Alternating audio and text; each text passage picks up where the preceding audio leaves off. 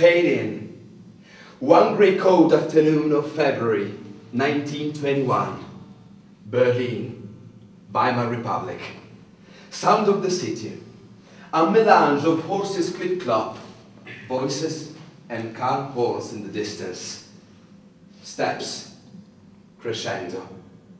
A black figure carelessly crosses a deserted narrow street adjacent to Kudamm. He looks as if he is in a hurry. Cut to. Close-up of his hand. 3 knocks on a frosty window. Steps are heard from the inside. A man with a turban and geometric shapes figuring on his garb wipes away the humidity of the glass and peers into the eyes of the gentleman who wears a top hat and cocktails.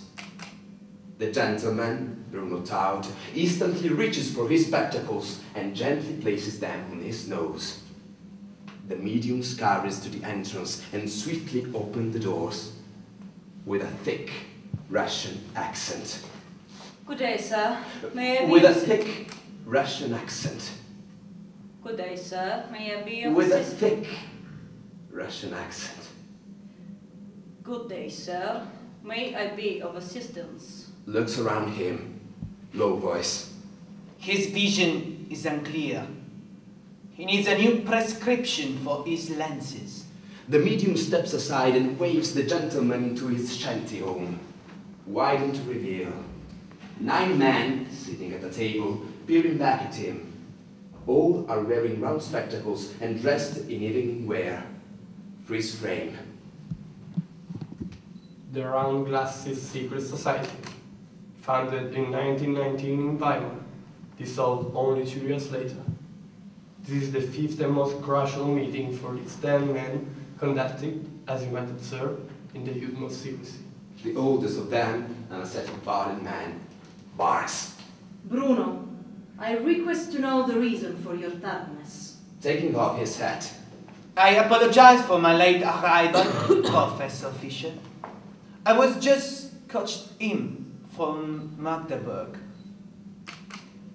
Bruno Taut, the tardy gentleman, had just been appointed a city architect in Magdeburg. During his time as a city architect, several residential developments were built. A little bit later this year, Taut would also design the exhibition hall City and Countryside, with concrete trusses and a center skylight. My recollection from our years shared is that you were always late for my lecture at the university. Please do sit down so we can begin. Freeze frame on Theodor Fischer. Theodor Fischer, founder and first chairman of the Deutscher Werkbund. In 1909, he accepted a position as professor for architecture at the Technical University of Munich. Among his pupils were Bruno Taut and Erich Mendelssohn, also in attendance at this very meeting. Bruno Taut lowers his head and quickly takes the last available chair of the large round table. He spills his glass of water on the table. Fischer mumbles, exasperated. Do be careful. It's a bad omen to break a glass. Cut to medium. Gentlemen, silence. I ask for your complete attention. There is no time to lose. The scenes must now begin. Silence. The men carefully place their hands on the table. Traveling. The dusty room holds a large plume of smoke that floats above their heads. Close up on maps and diagrams. Russian transcripts and gemstones adorn the wooden walls of the shed. Freeze frame on a picture of the lost city of Kitez. Kitez, sometimes called the Russian Atlantis, is a legendary city. Attacked by the Mongols in the 13th century, the town is said to have submerged into the lake Letolia. The last thing the attackers saw was a glaring dome of a cathedral with a cross on top of it. Soon, there were only waves. This legend gave birth to many astonishing rumors, which have survived to this day. It is said that only those who are pure in their heart and soul will find their way to Kitez.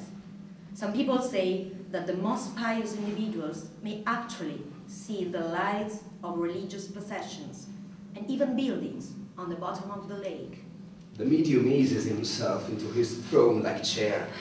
With an intensive stare, he places his long fingers on the large crystal ball in front of him. Mighty crystal ball, these architects have come to seek your guidance once more. O great one, help them see things through and through, as if everything was as transparent as the sacred crystal waters of Svetloyer. Reveal to them the future of architecture. Smoke, reflections, colors appear in the crystal ball. The table's light trembles. The men keep their eyes closed until loud. Gentlemen, the crystal ball has been activated. Tell me what you seek from the beyond. Walter Gropius leans forward and whispers impatiently. We have the will to form the modern age, the new tower, in Friedrichstrasse. This must be the bidding of the future. A new architecture, in the highest sense, reveal its form to us. Freeze frame on his eyes, staring through his round spectacles. A call for German architects to design Berlin's first skyscraper was made early that year. It was to be built on a triangular site, bounded by the Spree River, the busy shopping street Friedrichstrasse, and the train station of the same name.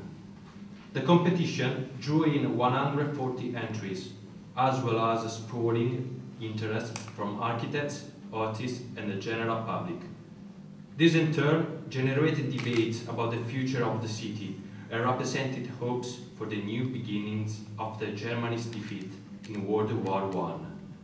Walter Gropius, born and raised in Berlin, founder of the Bauhaus School and one of the pioneering masters of the modern architecture, was naturally one of those highly involved. Cut 2.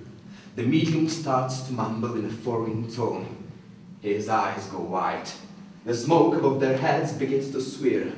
Several minutes go by. Ist da, und es ist nicht da, in a crystal without barriers, high in rarefied air, men shall walk as if they fly. Above their heads the sun will shine, and in the night the starry sky.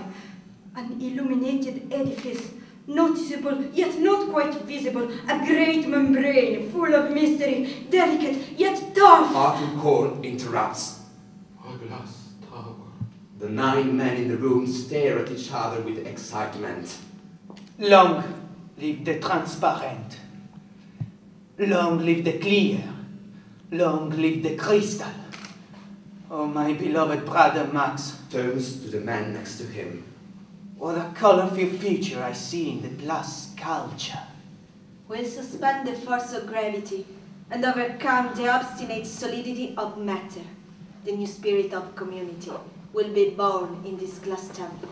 The medium goes unabated, ignoring the enthusiasm of the distinguished gentleman. Architects, look into the crystal ball and see this towering Gothic force. Prisms and polygons of glass, announcing a breakthrough for the architecture of the future. Its facade, as transparent as a veil, dissolves into a fascinating play of reflected light. A majestic crystal cliff that rises into the air and looms above the city with the power of a cathedral. This is the cathedral of the future. Entranced, almost hypnotized, eyes gaping the crystal ball. Such purity of a proportion, brilliance of a color, and an organic lucidity of form that is stripped of all irrelevance. But who will build the testament to transparency? Who is the master builder of the universe? Concentrating. Mighty crystal ball, reveal to these architects that entrusted the future in your powers the name of the man that will continue the legacy of crystalline architecture. The man that will lead us into the new era. Absolute silence. Suddenly. There seems to be some kind of interference. I can hear. This spirit is very strong. There is something, a voice. I hear. His name begins with an M. No, an M. He wants to speak with us. A man that claims that he is the one to design the future of architecture. Annoyed. Mais c'est qui cet individu alors? Addressing to the architects. Chers collègues, je crois qu'on est victime. Cut 2. The medium's appearance somehow changes. His face almost appears as another. His body shakes to its very core. His eyeballs turns to white. He screams. The crystal ball turns to fire. Lightning flashes in the room. The table is now hovering a foot of the ground. Possessed by the spirit, now speaks with a Dutch accent. Good afternoon, my dear colleagues. I don't recall receiving an invitation to this meeting.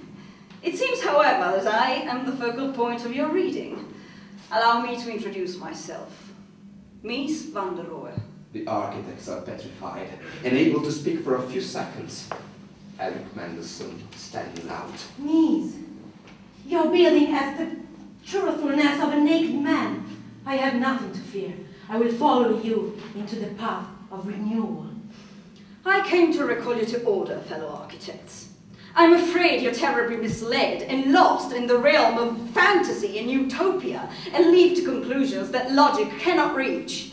Escape from your visionary dreams into a society of here and now. The path of renewal is built, and the wheel of time is translated into space. We have devoted ourselves in working towards the future. We must build refugees in an ideal realm of crystalline purity, cathedrals of socialism. We are architects, messiahs.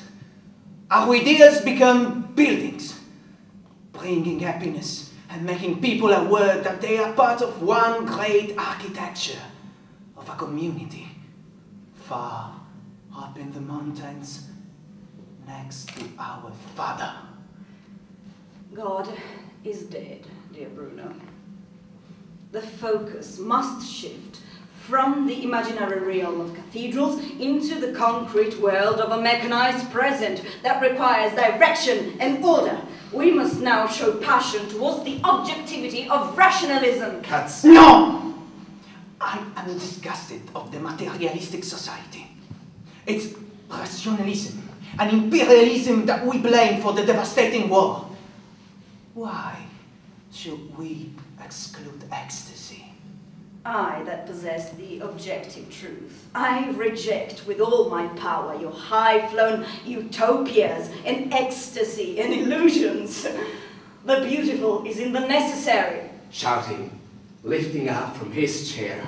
Down with the dignity. I smash your plates of glass and rip off your steel and throw all that rubbish on the junk pile. Last words. Fellow men, listen to me. Despite a greater profundity in our conception of life, we shall build no cathedrals. That is not the will of our time. We value not the grand gesture, but reason and the real. The demand of the age for utility and functionality must be fulfilled. If this is done with compassion, contemporary buildings will carry the greatness of which the age is capable, and only a fool will be able to maintain that they are without greatness.